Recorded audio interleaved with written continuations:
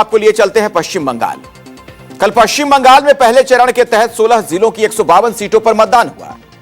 यह मतदान अपने आप में देश की सियासी इतिहास में एक नया चैप्टर लिखा गया, क्योंकि वोटिंग के बाद चुनाव आयोग ने जो आंकड़े जारी किए उसके मुताबिक इतनी ज्यादा वोटिंग बंगाल तो छोड़िए, किसी और राज्य में भी कभी नहीं देखने को मिली। यहां तक कि लोकसभा चुनाव में भी इतने मतदान प्रतिशत को कभी रिकॉर्ड नहीं किया गया। चुनाव आयोग की ओर से जारी आंकड़ों के मुताबिक पश्चिम बंगाल में पहले चरण में कुल 92.88% वोटिंग रिकॉर्ड की गई। और दिलचस्प बात तो यह है कि एक जिले में वोटिंग का यह आंकड़ा 96% को भी क्रॉस कर गया। कूच बिहार में 96.04% मतदान हुआ, जो कि 16 जिलों में सबसे ज्यादा है। वहीं सबसे कम कलिम्पोंग जिले में 83.07% मतदान की खबर आई। विधानसभा के हिसाब से आप देखें तो सबसे ज्यादा 97.53% वोटिंग सीतालकुची सीट पर दर्ज की गई, जबकि सबसे कम दार्जिलिंग विधानसभा सीट पर 82.16% मतदान हुआ। और जिलों के लिहाज से सबसे ज्यादा कूच बिहार में 96.04% के अलावा दक्षिण दिनाजपुर में 95.44% मतदान हुआ। जलपाईगुड़ी में 94.65 यह आंकड़ा रहा। बीरभूम में लगभग 95%, मालदा में भी 95% और उत्तर दिनाजपुर में 94.16% वोटिंग हुई। कुल 16 जिलों में जो चुनाव हुए उनमें से 13 में 90% से ज्यादा मतदान हुआ। वहीं विधानसभा के हिसाब से अगर आप देखें तो सीतालकुची में सबसे ज्यादा 97.53% मतदान हुआ। भगवा गोला में 96.95%, रघुनाथगंज में 96.90, मेकलीगंज में 96.87, सिताई में 96.54 और कुशमांडी में 96.49% मतदान की खबर आई। करीब 17 ऐसे विधानसभा क्षेत्र हैं जहां पर 96% से ज्यादा वोटिंग हुई है। अब इस बंपर वोटिंग पर सभी दल अपने अपने हिसाब से आकलन करने लगे। सबसे ज्यादा तो बीजेपी गदगद नजर आई। खुद प्रधानमंत्री मोदी कह रहे हैं कि बंपर वोटिंग के बाद हर तरफ यही चर्चा है कि बीजेपी को बंगाल में बड़ा समर्थन मिला है। टीएमसी का दावा यह कि पहले चरण में उन्हें अपार जनसमर्थन मिला। पार्टी के महासचिव और सांसद अभिषेक बनर्जी ने कहा कि पहले चरण में हमने न सिर्फ संघर्ष किया बल्कि हमने बीजेपी को नेस्त नाबूद कर दिया है। देश आजाद होने के बाद देश ने कभी ऐसा देखा नहीं जो इस बार बंगाल के लोगों ने करके दिखाया है। हर तरफ यही चर्चा है कि बीजेपी को कितना बड़ा समर्थन बंगाल में मिला है। आज बंगाल के छोटे दुकानदारों से लेकर बड़े व्यापारी भय मुक्त होकर बीजेपी के साथ है। शुरू হয়েছে এখন শুধু হারবে হারবে হারবে বিনাশের শুরু হয়ে গেছে, পতনের শুরু হয়ে গেছে। ধর্মের কল বাতাসে নড়ে। এত মানুষের নাম কেটে 300 জনের কোনো মানুষ মারা গেছে সাইয়ারে। মনে রাখবেন আপনাদেরও যাদের আজকে নাম আছে ভোটার লিস্টে, ভোটার স্লিপটা ভোট দিয়েও সাথে রেখে দেবেন। बंगाल में बंपर वोटिंग को लेकर सत्ताधारी टीएमसी और मुख्य विपक्षी दल बीजेपी के अपने अपने दावे हैं। अब किसके दावे और उम्मीदें सच साबित होती हैं ये तो 4 मई को ही पता चलेगा। लेकिन आपके मन में जो सवाल है कि आखिर बंगाल में ऐसा क्या हुआ जो इस तरह से रिकॉर्ड तोड़ वोटिंग हुई है, इसका जवाब हम आपको देते हैं। हमने कई पैमाने पर इसे डीकोड किया है। हमने अपने रिसर्च में यह पाया कि इसका सबसे बड़ा और पहला असर स्पेशल इंटेंसिव रिवीजन यानी एसआईआर है। यह जानकर आपको हैरानी हो सकती है कि वोटिंग प्रतिशत भले ही काफी ज्यादा बढ़ा हो, लेकिन वोट करने वालों की संख्या में बहुत ज्यादा का इजाफा नहीं हुआ। अब इसे आप समझिए जरा, यह गणित है क्या, वो आपको सरल भाषा में हम समझा देते हैं।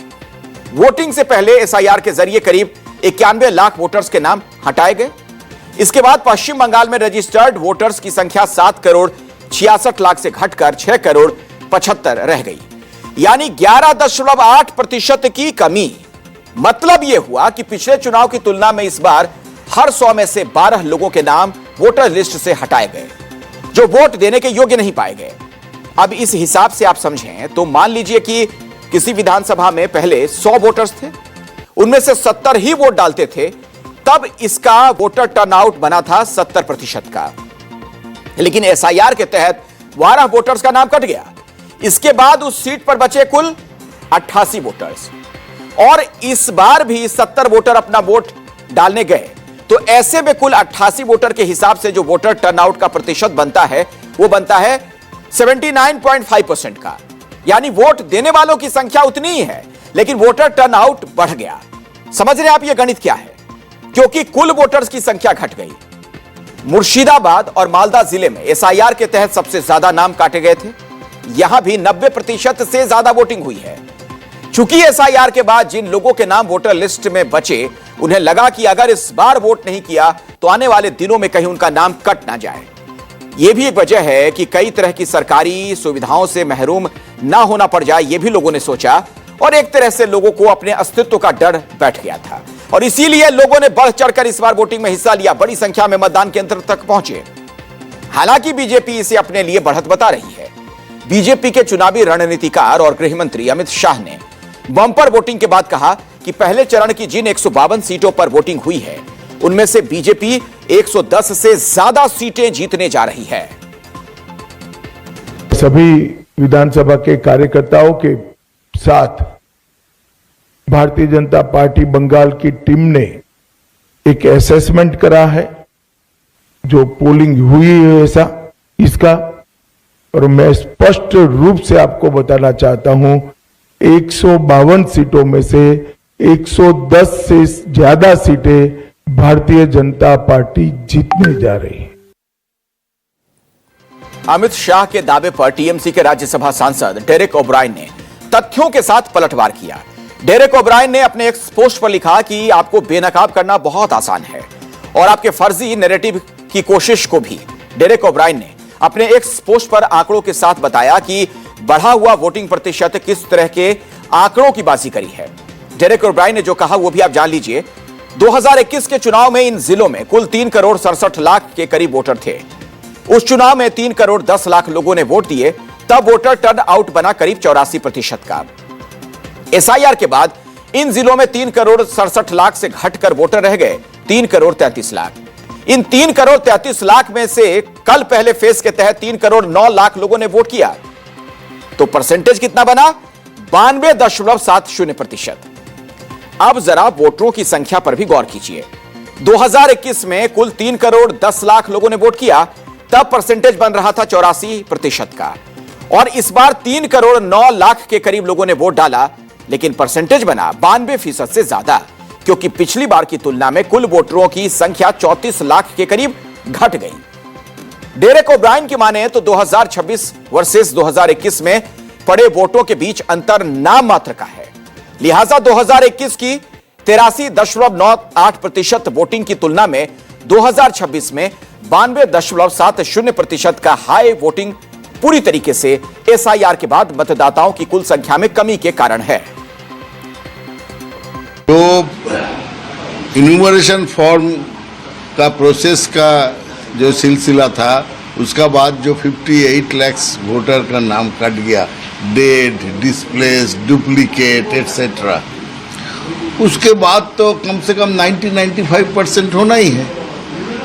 बंगाल में एज यूजुअल 80-82% वोट होता है, परसेंटेज वोट होता है। लगभग यही बात पूर्व मुख्य चुनाव आयुक्त एसवाई कुरैशी भी कह रहे हैं। एसवाई कुरैशी ने वोटिंग के आंकड़ों पर सवाल खड़े किए। पूर्व मुख्य चुनाव आयुक्त ने अपने एक्स पोस्ट में लिखा है, लोग अभूतपूर्व 92% मतदान पर अटकलें लगा रहे हैं। अगर 70 लाख नहीं हटाए गए होते तो यह आंकड़ा 83% होता। यह इनका आकलन है एसवाई कुरैशी का। यह एक सबसे अहम तर्क तो है, साथ ही और भी ऐसे फैक्टर हैं जिससे वोटिंग परसेंटेज बढ़ने की वजह के तौर पर देखा जा रहा है। महिला वोटरों की बड़ी भागीदारी, यानी भागीदारी बढ़ गई है। पिछले कुछ चुनाव में महिला वोटर्स एक फैक्टर बन चुके हैं। बंगाल में भी सियासी दलों की ओर से महिलाओं को लुभाने के लिए जिस तरह से कैश स्कीम के वादे किए गए, उससे महिलाओं ने बड़ी संख्या में वोटिंग की है। प्रवासी मजदूरों की वापसी हुई। बंगाल के 21 लाख से ज्यादा वोटर दूसरे राज्यों में काम करते हैं। एसआईआर की वजह से उनमें वोटर लिस्ट से नाम हटने का डर बढ़ा, तो वो लोग भी बड़ी संख्या में आकर वोट डालने आ गए। वहीं बंगाल के मुस्लिम प्रवासी मजदूरों को अवैध बांग्लादेशी करार किए जाने का भी डर लगा और इसीलिए ज्यादा संख्या में मजदूर अपने घर लौटे। वोटिंग परसेंटेज इससे भी बढ़ने की खबर है। एक और वजह इस बार की सुरक्षा व्यवस्था को लेकर भी बताया यह जाता है कि इस बार पहले की तरह ज्यादा वायलेंस नहीं हुआ और इसी के चलते वोटर टर्नआउट बढ़ा है। यह कुछ वजह बताई जा रही हैं। तो देश की सियासत के बाद अब